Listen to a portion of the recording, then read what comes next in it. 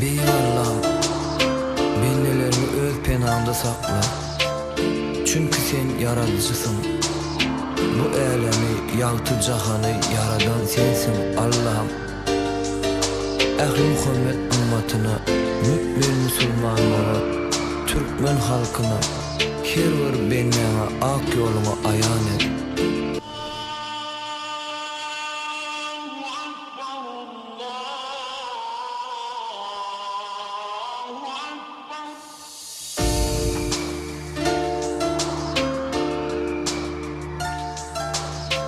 Yaradan siz dünyani, yaxşı yaman görmeni, ecili bol bilmeni, ömre tüm edil Allah.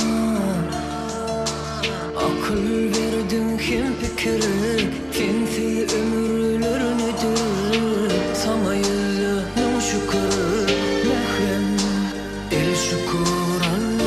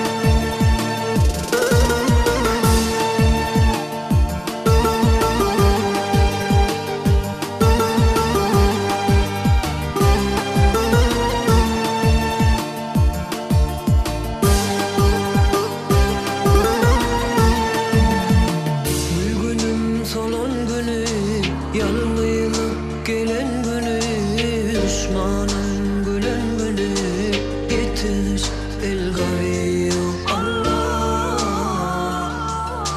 Ak yolu ayağını, bennelerime kıyamat, dine sensin himayat, sensin Er-Rahman Allah.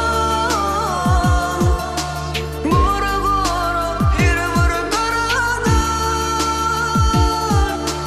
gora Allah'ım ilk belada. Resulallah.